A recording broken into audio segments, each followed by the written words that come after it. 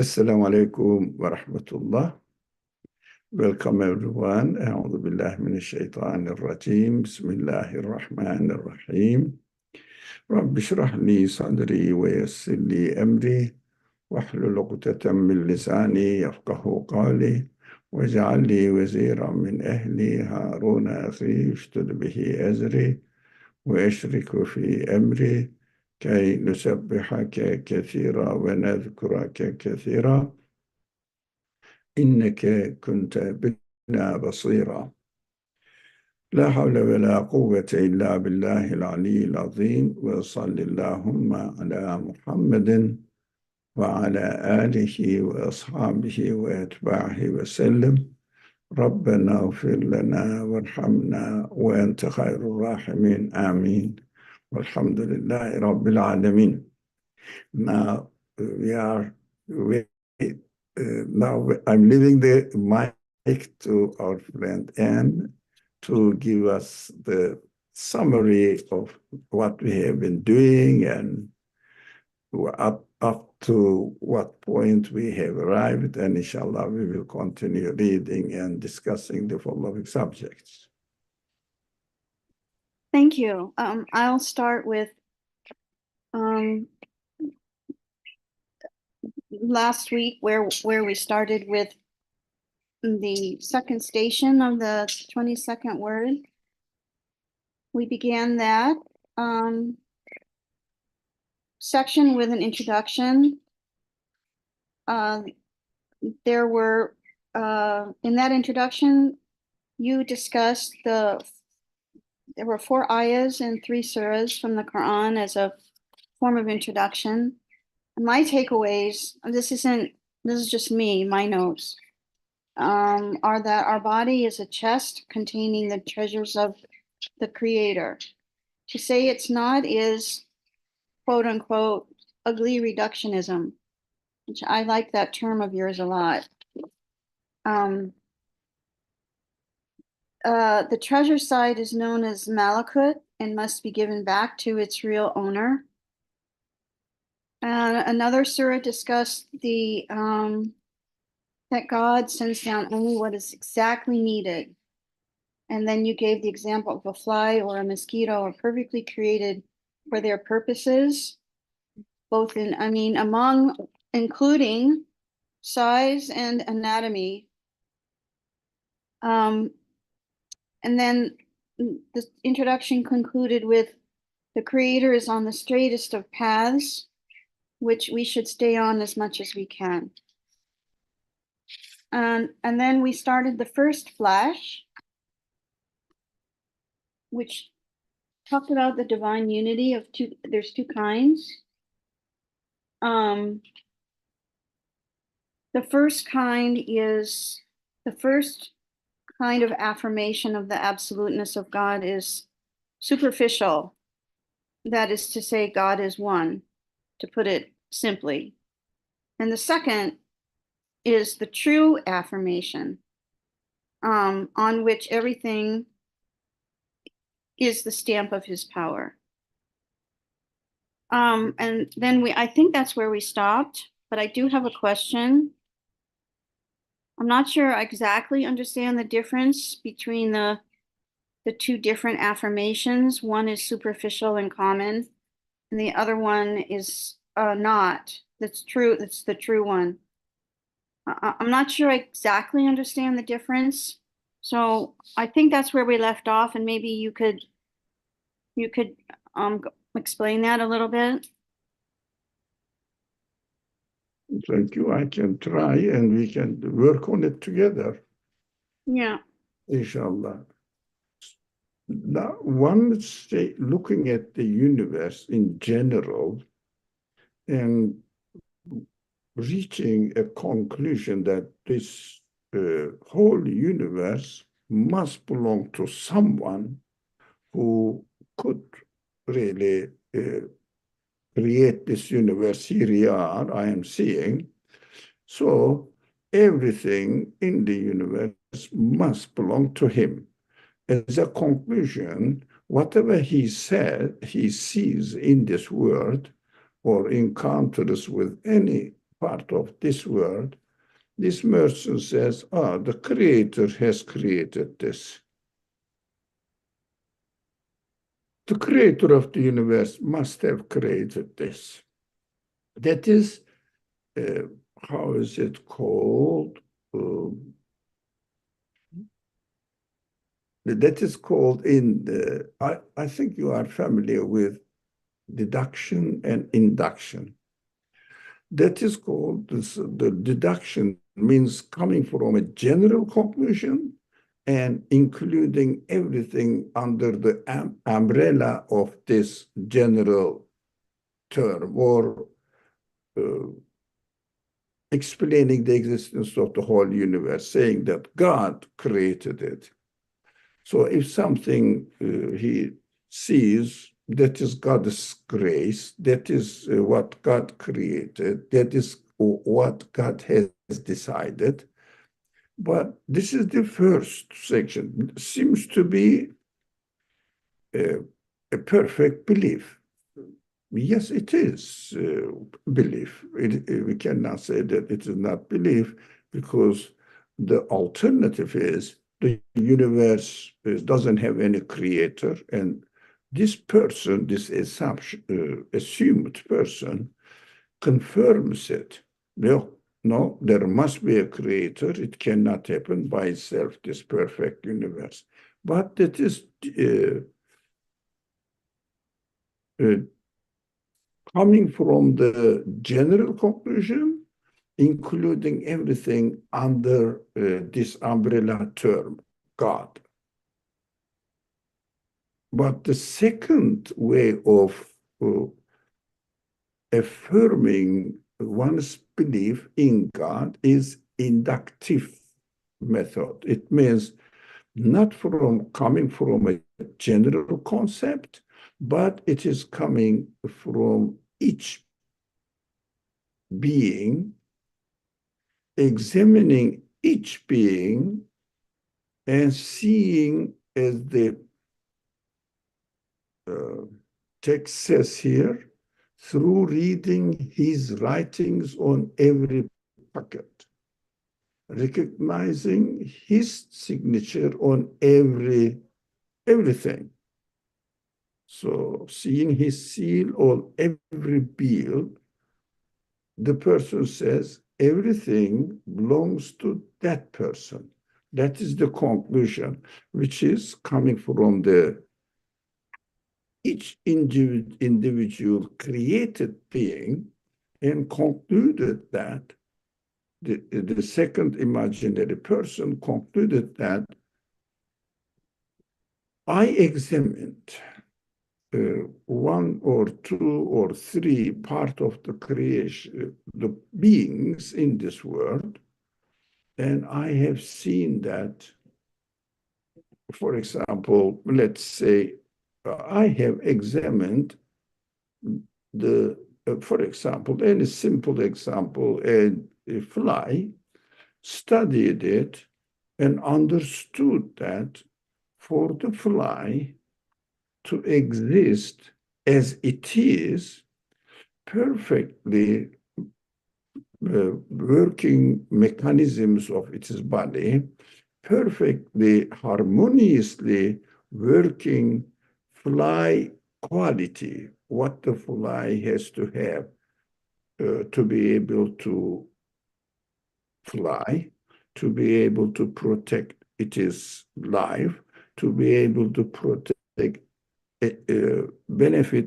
protect its provisions, to obtain its provisions, and take care of its new generation. All these qualities we see, this person sees in the existence of the universe. He concludes that this fly can only be made by the one who created this fly in a way that it will be harmoniously working together with the rest of the universe, but the fly itself, or its cells, its elements, the compositions of its elements has no quality to choose to make a decision and to think about the future and learn how to protect its life, but it is innately uh, created with the body of the fly. So this one must be the creator of the whole universe so that this fly can uh, continue its life as it is, because it is composite parts cannot have any choice, any knowledge, I mean, how communicate with the rest of in its environment, and doesn't know how to keep survive itself. These are just immaterial qualities, and the matter or material elements of its being cannot be the source of existence of these immaterial qualities which perfectly work. So it must be created by the one who created the whole order of the universe. So this conclusion, as contrary to the previous first person, imaginary person, coming from the general conclusion by looking at the universe, the second person is taking the particular example in a part of the universe and concluding that this particular example must be created by the whole creator of the whole universe, entire universe. So the second person is seeing the stamp, sign of the absoluteness of the creator of the fly. So if someone says to the second person, look, how do you know that the whole universe must be the creator of the whole universe can be the creator of the whole universe, can be the creator of this fly. Or, okay, maybe this fly, but how about the worm, primitive amoeba, for example? Can it exist by itself? It's just we can go and examine. You will understand that my conclusion that the whole universe must have a creator starts from examining each being. So I don't have to examine everything because even one single creature that I examine makes me feel confident in my conclusion that the fly, in our example, I studied the fly, and fly demonstrated that it can be the creation of the whole creator of the universe because the fly exists within the context of the whole universe. So the second person feels so sure if someone comes and says, it may be happening by itself. No, for example, some qualities of the beings may have happened by itself, which says no, cannot. Only by the one, each being, the creator of the universe, and this creator of the universe must be an absolute being because he creates everything in such a way that everything must have a creator who can be the creator of the whole universe. But for the first person who said, look at this huge universe, it must have a creator, correct? But for this person, somebody can come, yes, universe is a creator, that is correct. Let's assume that. But how about this particular being, for example, again, using the same fly example, for example, yes, the universe is created by God, but the fly is now improving itself, evolving, adapting itself to something else. This person has no evidence to say, no, cannot be.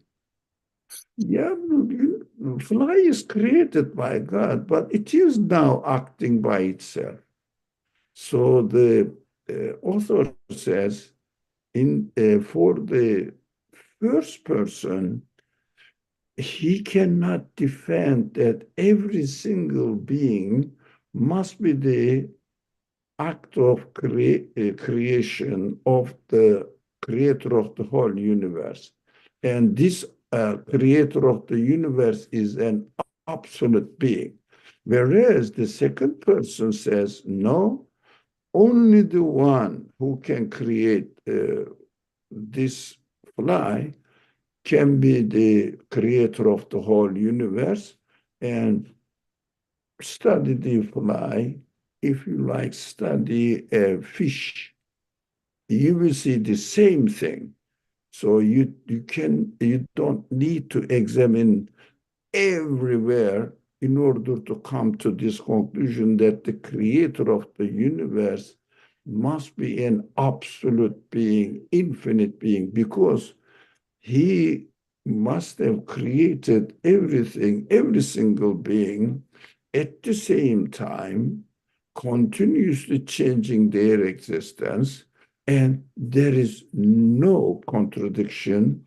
There is no weak point at some point of the time that this creator of every single being, perfectly creating everything, is lacking some qualities or in some qualities. That is why we call it the first person's conclusion is not really providing any confidence in the minds of the or hearts of the believer, but second person's attitude really makes one's heart fully satisfied about his conclusion. The conclusion of the creator as being the absolute one. That is the backbone of this. We are going to study this in the second station of the 22nd world. So we will see examples of it, many examples of it, and evidence. This second way is the perfect way of obtaining and confidence in one's belief.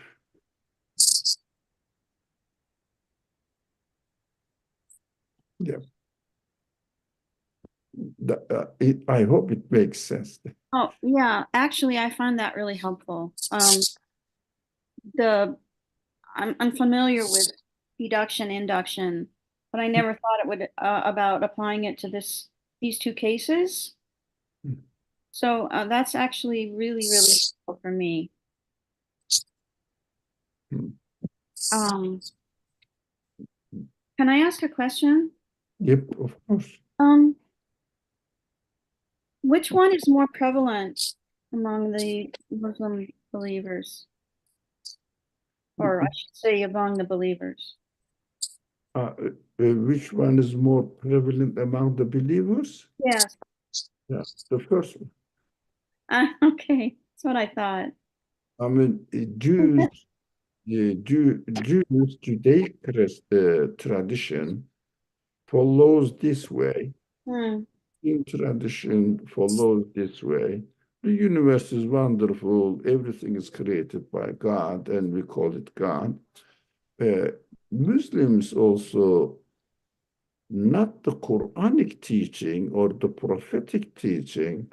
Nowadays, Muslims are not really educating themselves in such a way that they can go into the details of their belief system. Mm. They need to study. They need to pay attention to everything. Unfortunately, uh, coming from poor background, unfortunately, because of this negligence in studying the universe and also colonizations by the Western powers, they are suffering from lack of financial security, and they nowadays really are very much involved in making their worldly life secure as much as they could.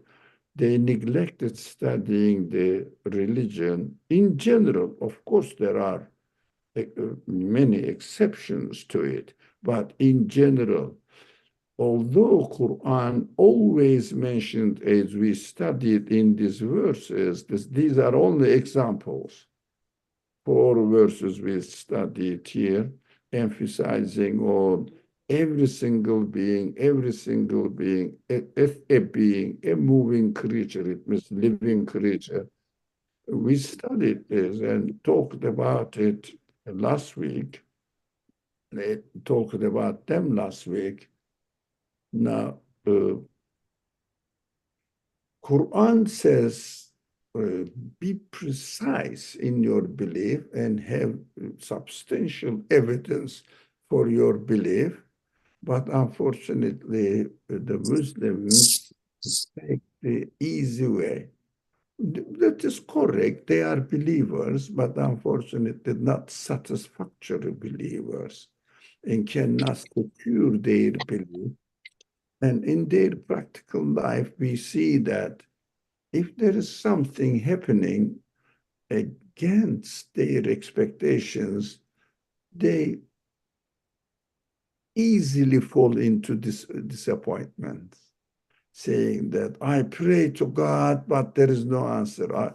There is many disappointments about God's answering the questions. I hear people complaining about it, because they don't really know that God creates each single being with his absolute wisdom, with his absolute mercy, with his absolute power, and everything is created, is in fact in favor of we human beings' benefit, in order to fulfill the purpose of their existence in this world. Unfortunately, because they are not sure, they are sure that there must be a creator, but every single event must be the act of creation of this absolutely powerful one, knowledgeable one, wise one, because go back to my simple example, they have not experienced the manifestation of wisdom in one single fly, demonstrating that the creator of this fly must have an infinite wisdom. Otherwise, he wouldn't be able to put this fly in existence, give this fly an existence which works perfectly, wisely, harmoniously with the rest of the whole universe. So, because of the lack of the substantial understanding of, if you like, absoluteness of the Creator in his all attributes, they fall into despair when their expectations are not really met as they want. They cannot see that this is what I wanted, but God said, with his absolute knowledge and wisdom, no, I will give you the better one so that you will fulfill the purpose of your life. I don't know whether it really helps any why Muslim population Oh, are. no, that's very helpful for me. Thank you. So do you think we can Yeah, continue? I think we should continue with, I think we went down, did we do where did we stop? Do you remember? Yeah, Right similar. here. Okay, all right, good. Similarly, the affirmation of divine unity is of two sorts. One is the superficial and common affirmation of divine unity, which says Almighty God is one. He has no partner or like. This universe is his. Yeah, we notice that it is generalization. Yeah. Like, it is not wrong, but generalization. Yeah, not seeing each being witnesses to this conclusion. Yeah. The second is the true affirmation of divine unity, which through seeing on everything the stamp of his power, the seal of his dominicality, and the inscriptions of his pen, is to open a window directly onto his light from everything, and to confirm and believe with almost the certainty of seeing it that everything emerges from the hand of his power, and that in no way has he any partner or assistant in his Godhead or in his dominicality or in his sovereignty, and thus to attain a sort of perpetual awareness of the divine presence. In this word, we shall mention rays demonstrating this pure and elevated true affirmation of divine unity. Yeah, thank you. It's perfect. So everything means, actually, we can see that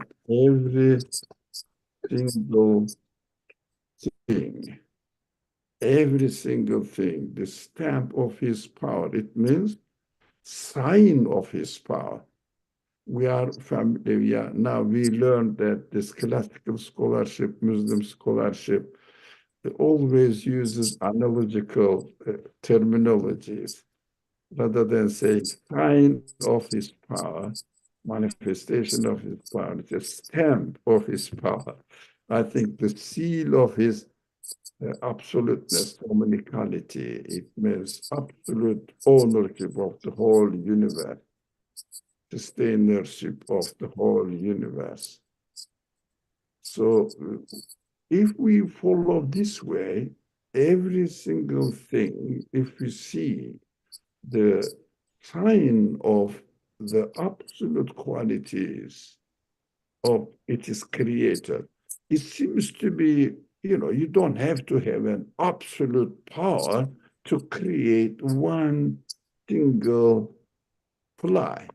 It seems to be, because it is so easy, a small thing. But if you examine seriously the qualities required for the fly to exist as it is within this universe, the one who creates the universe, sort of fly, the source of existence of the fly, must definitely be absolute one, because he created the fly,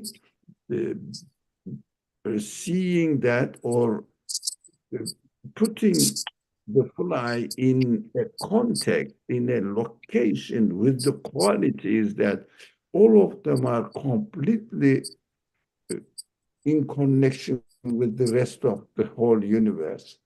So this expression, I like this expression. In order to be able to create a fly, the creator of the fly must be able to create the whole universe. Otherwise, he wouldn't be able to give all these qualities and create this fly within the context of the universe. That is why this is extremely important, this way of reasoning or understanding or examining the reality of creation. So this conclusion is also interesting. If we follow this way, of attaining to believe in God, then the result will be that we will be able to attain to a kind of perpetual awareness of the divine presence. Why? Rather than thinking of the whole universe in general, while I am interacting with the fly, I will say the fly landed on my hand and disturbed me, so I chased away. Whereas the second way, the person followed the second way, will say the fly did not landed on my hand by itself. The creator of the fly, creator of the atmosphere, creator of the quality of the fly, all the qualities of the fly, created this event at this moment with his absolute qualities. So it is a kind of seeing the action of the creator in every individual being. That means it enables us, this attitude enables us to experience the perpetual awareness of the divine presence in every single act. In everything we can think, who can be the creator of this one? If we examine and get used to this way of concluding about the absoluteness of the creator, we can comfortably say that whatever happening is can only be the act of the creator. He is presenting himself to me through creating the fly, through creating whatever I see, a plant or sunlight, a molecule of air. All of them at the same time remind me, all of them, that presence of God is everywhere. So in my existence, in my human qualities, I experience all this. That is ascertaining one's belief and also make his relationship, her relationship with the Creator, with this consciousness, whatever happens is created in his life, related in his or her life. He will say, this is the choice of the Creator. This is the wisdom of the Creator who has chosen this way to create it. And there must be a wisdom because I examined everything I am encountering with. His wisdom is infinite. So this event also happened to me through the decision of the absolute wisdom of the Creator. So I must be thankful to my Creator because He has chosen this way for me, and I am sure it must be the best thing for me. This is very relaxing and makes our whole life meaningful, inshallah. Okay, I will continue with the next section, which is called a reminder within the first point. Yeah. So if anyone else also has any question, concern, so we would like to hear. Anyone else? H. Bezos, mic is open, want to speak or just by mistake? Okay. All right. Anyone can join us, actually. There is no need to ask even for permission. Yeah, we can read now. Okay, a reminder within the first point. O heedless worshiper of causes, causes are a veil. For divine dignity and majesty require them to be thus. But that which acts and performs matters is the power of the eternally besought one. For divine unity and glory require it to be thus, and necessitate their independence. The officials of the pre-eternal monarch are not executives of the sovereignty of the sovereign. They are the heralds of his sovereignty and the observers and superintendents of his sovereignty. Can I stop here and ask a question? Yes, of course.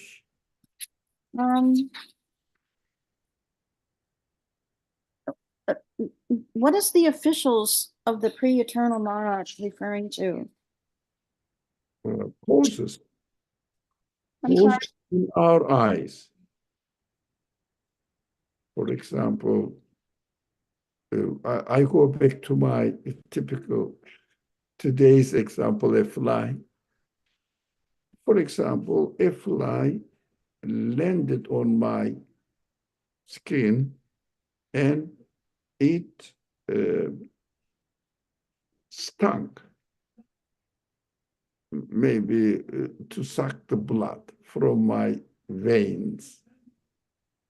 Now, as if God created the universe and therefore the fly, and now the fly is the executor of its own action. Now, these causes are the problem. Causes are a veil. It means causes are in our eye. Why? Because we have seen the order in the creation of the universe, and we take this order happened by itself. Not, everything is put in an order, like a man makes a machine, and the machine now independently working as a independently from its engineer. But God doesn't create in this way, because engineer obeys the order and the creation continues to renewed by the creator. So this example may be the source of our misconception of God. So causes are a veil, not really the executors. This one, not executives of the creator, let's put it simply.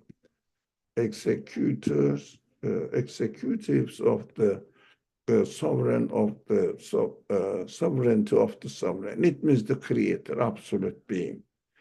So how do we understand this? We are most seems to be really very sophisticated, most sophisticated creature. So human beings, we may think that we are executing something in this world independently from our creator. Although, again, this point is important, I am created with this quality by the creator of the universe. Now, it seems to be fair enough because, look, God created the universe, that is perfect, and God created me, that is perfect. Now I am executing my own actions. That is what the first point before everything else is taken under consideration, and saying that the causes are only veiled. This subject is extremely important. If you remember this, we studied 22nd word, this 22nd word, and first station was only the preparations of the minds, examples, etc. But the aim of this 22nd word, or this section of the book, is to discuss this matter. And the very foundation of it, causes are only a veil. It means the universe is created within an order. I think we can talk about it extensively. Now, universe is created within an order. Let's think now. Can I guarantee the existence of myself, existence of my qualities, existence of anything else in the next moment? Is there anything, this is an important matter, is there anything in the universe which necessitates, guarantees that I will exist next moment?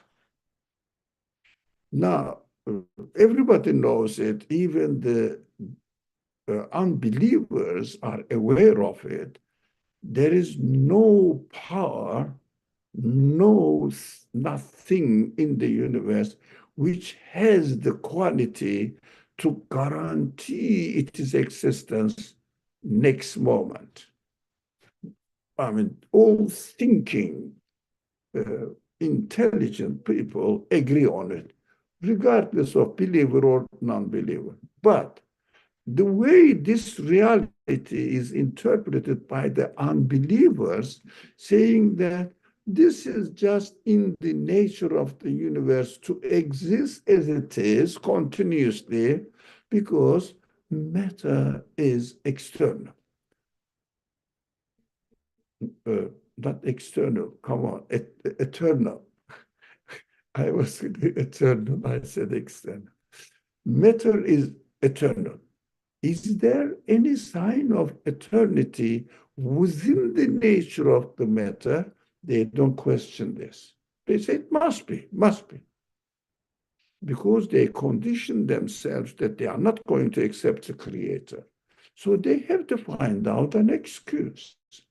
That is the only excuse they can come out. Matter is eternal, therefore it exists, but it is existing within the order. However, the reason was the order was perfectly arranged. How? Happened to be, again, unknown, unexplainable, explainable way of running away from the reality rather than facing the reality and accepting what the universe is witnessing for.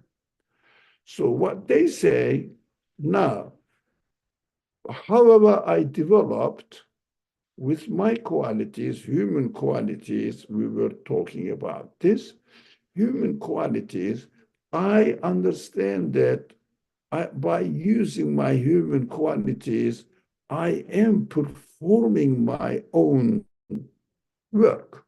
I am the executor of my work. And it happens to be. They neglect this when it has no reason to, what we have no reason to confirm this because I cannot create. That is number one reason. The second is what I am doing while I am using my free will, only obeying the order of the universe. My heart is working only by, as it is created, according to the order of the universe. And order of the universe cannot be the result of the matter itself.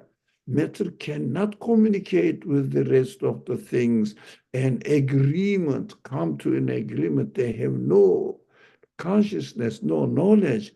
Let's make a perfect order so that we will comfortably work. They have no quality. They are just blind matter. Matter cannot have any quality. They exist only as they are created. They miss this point and say that now, however happened, the order came out, but everything is acting according to their capacity or intrinsic capacity. Where did they get this intrinsic capacity? No explanation. For example, where did I get my human capacity? No explanation from materialist deniers of God. No explanation. So they think I am the executor of my work, but I cannot create. I cannot do anything but obey the order. And with my free will, as I am created with free will, obey the order, and other matters, other things, also don't have free will, but they exist within the order of the universe, and they cannot guarantee their existence in the next moment. We understand from there that really I'm not creating anything. I am just obeying the order, waiting for the second moment or next moment. My obedience of the order will be responded by the one who creates the result in the context of the whole universe. We forget that universe, as far as we are concerned, universe doesn't exist. Excuse me, the sentence was wrong. Tomorrow's universe doesn't exist now for us. We don't know. We have no experience of it. We cannot say that it exists somewhere and coming from there. No, just as the act of creation continues, we see the second step of existence. So we are just, if you understand that time, we are in time tunnel, if you like. Some people liken this method to time, to tunnel. We are just in the tunnel of time, and as we are created, we experience it. I can only make this one in a film or the movie. Now, now we are in the digital age. Now, in the memory of my machine, whole film, let's say the movie, is recorded in a certain slot of this matter, whatever the matter they use, silicon or something, whatever. Technical words, I have no idea. So let's say silicon, or written on the silicon or recorded on the silicon by the program made by human beings. Now, when I watch the film, now here on the screen, I am watching it. I am just following the way the the record on the silicon, according to the program arranged by a conscious being, reveals itself. I see it. If, for example, movie finishes here, I can continue. I cannot continue.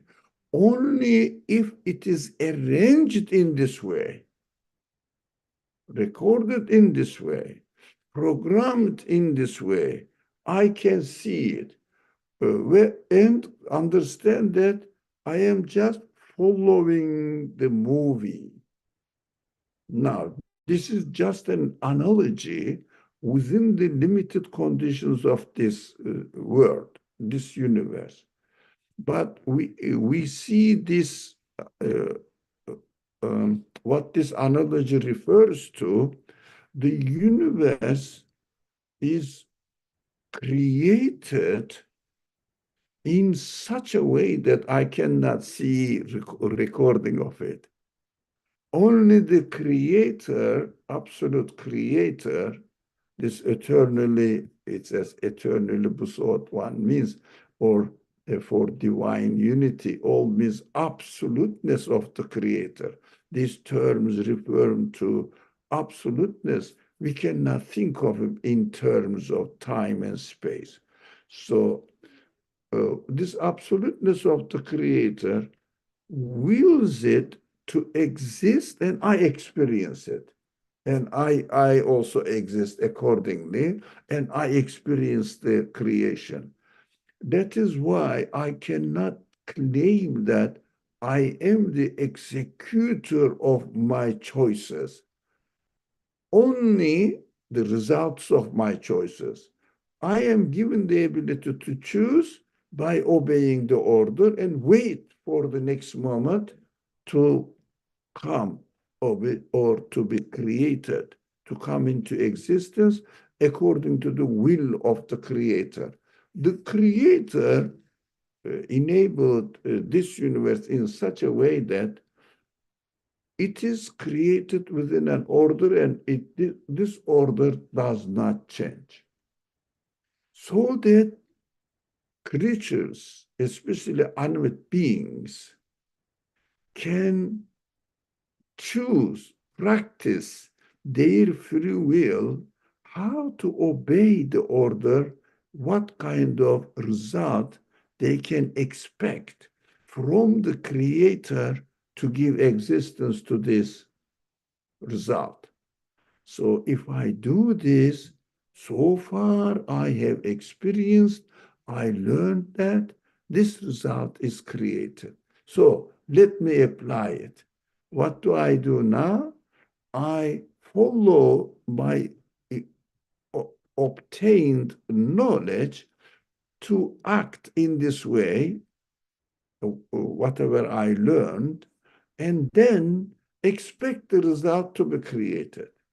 I am not the executor of the creator. Why he uses this example, I think last week we mentioned this. We said, let's use mayor of New York. Mayor of New York decides to make a bridge somewhere on the river theme. So Can he make it himself? No, he needs executors. He says, okay, here is the project, and I'll employ some certain people who will execute my will as a human being, so they will execute it. It means make the bridge, and I will pay them. This is a human action because mayor is not an absolute being. Whereas we understand that the creator of the universe is an absolute being. He doesn't need executors. Whatever he wants, we see that the whole universe is continuously unraveling the will of its creator. So there is nothing in the universe which is acting as if, using the example of the bridge, as if making the bridge. No, everyone is waiting for the creator of the universe to execute it directly by himself. Otherwise, nothing can create anything. We know that. There is something here. Muawiyah said, why does divine dignity and majesty require causes to be a veil? Yeah, excellent question. Thank you, Muawiyah. Now, what do we understand from divine unity and majesty? This kind of language is confusing because we are not familiar with this classical Muslim scholarship. Divine dignity and majesty says divine, not a human being. Divine means the one who cannot be describable within the conditions of the universe. So he is absolute. He doesn't need dignity, his dignity. It means his qualities doesn't need any cause, anything to execute what he wants. His absolute power. Absolute power is not in need of anything else that, I'm very busy with this part of the universe, so you take care of your own business, your own thing, execute it, do the bridge, if you like, make the bridge example. No, is not like mayor of New York. He is the absolute being. His power is absolute, infinite. So whatever he wills, he creates it.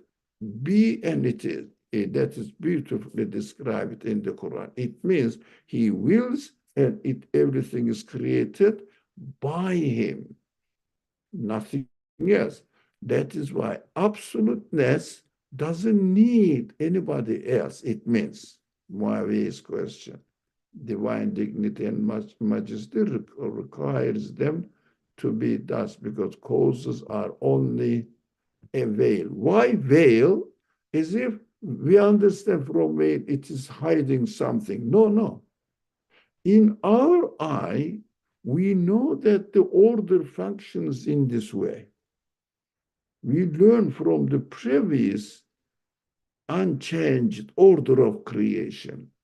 And what we do now, we attempt the order.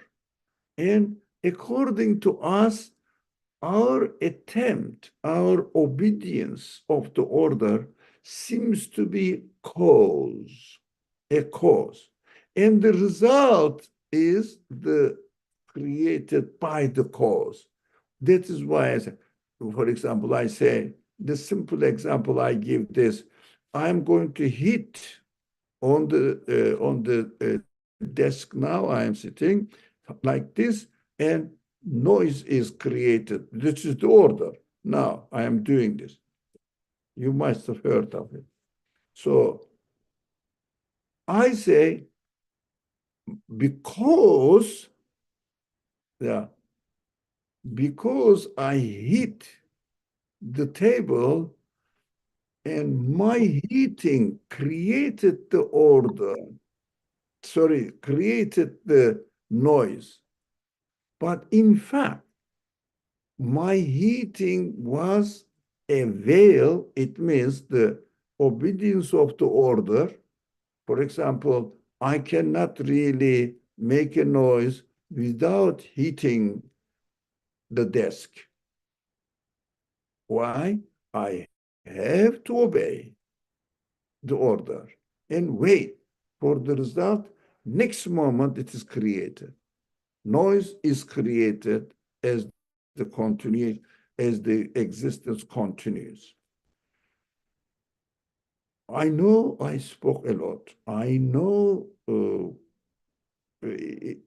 I have repeated myself a lot, but this is the most essential, critical subject that nowadays, especially last 2, 3 centuries of science, confuses this matter and uses it. Yes, Muawiyah, go ahead.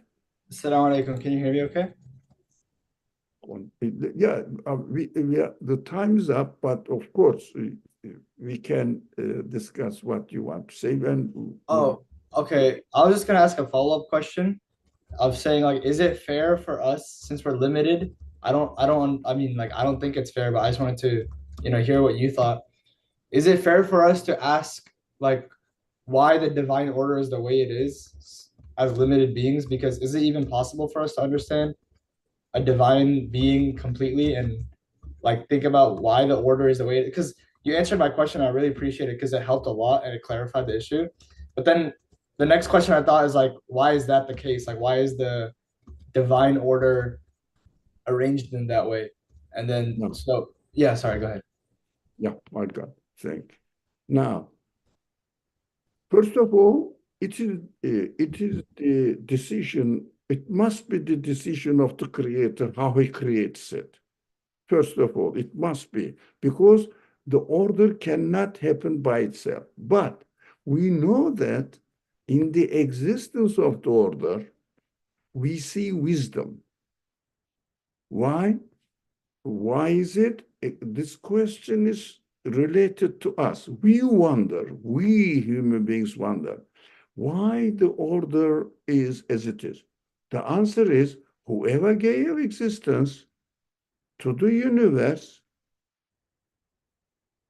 has created this order in a infinite wisdom, with an infinite wisdom. So there must be a wisdom. Let me understand this wisdom, because I am created with also ability to understand the wisdom.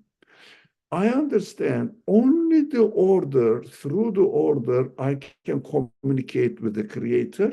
So in my human qualities, I can understand through the order, perfectness of the order, universe-wise perfectness of the order.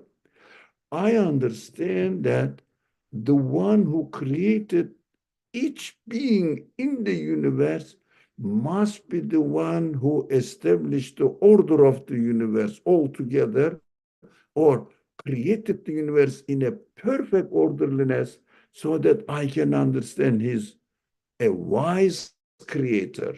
If there was no order, let's give a better example. I understand that I cannot communicate with the creator, and I cannot know why I exist here. What am I supposed to do? Out of jungle, out of jumbling up the things accidentally. I would say everything is accidentally happening. It would be really an inappropriate thing for the creator of the universe to do that. So through the order, we understand he is wife, he is wise, he is merciful, he is all-powerful, he is all-knowledgeable, he is really ever present in the existence of everything, manifesting his qualities perfectly perceivable, understandable. Otherwise, I cannot explain the existence of order and the perfection of the order, so that through the perfection of the order, I communicate with my Creator and get to know him. Otherwise, I wouldn't be able to get to know him. I wouldn't be able to communicate with him. I wouldn't be able to do anything in this world if there was no order. So I understand that the creator of this universe, by creating this order within an unchanging condition, makes me feel very comfortable in my existence in this world. So order must be taken seriously, because some people see the order and see and conclude that everything is existing within an order accidentally happened. Can we say this? Can we say that the order of the universe so perfect, and in the order of the universe, everything is adjusted, it is the existence by the creator according to the requirements of the order, and then everything becomes meaningful in the minds and hearts, feelings of everyone, that really the universe is taken care of by an absolute being. So I am communicating with it, and I know which kind of qualities he has or he must have through the order.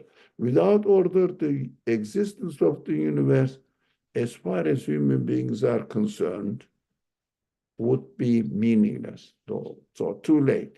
But excellent questions. We can talk about it still if we have more questions at this point, because this is the point we have to clarify our minds so that we can continue reading and discussing.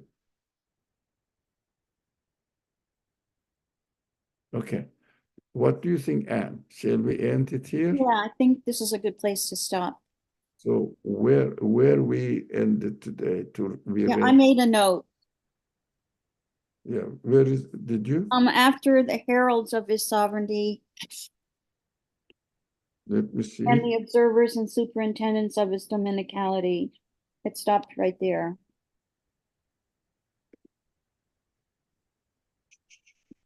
I couldn't find it. I must mark for myself.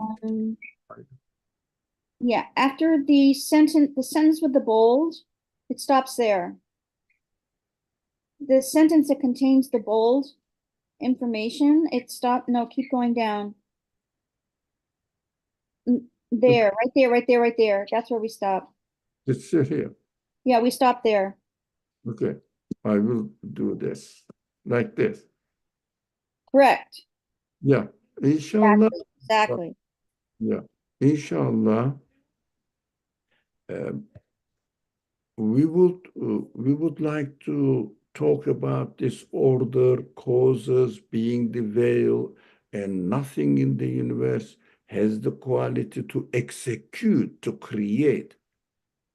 The quality is given to us only to choose, only to obey, not to create. And how we have any more questions and concerns about this point, we can talk next week. Otherwise, we will follow from this point onwards, inshallah. Thank you, and I'm sorry for being 10 minutes late. Bismillah. Fine. Yeah, shall we stop here? Yes, we should stop here. Thank Yeah. you. أعوذ بالله من الشيطان الرجيم بسم الله الرحمن الرحيم سبحانك لا علم لنا إلا ما علمتنا إنك أنت العليم الحكيم وآخر دعواهم أن الحمد لله رب العالمين بحرمة سر سورة الفاتحة. Thank you so much. Assalamu alaikum. وعليكم السلام ورحمة الله.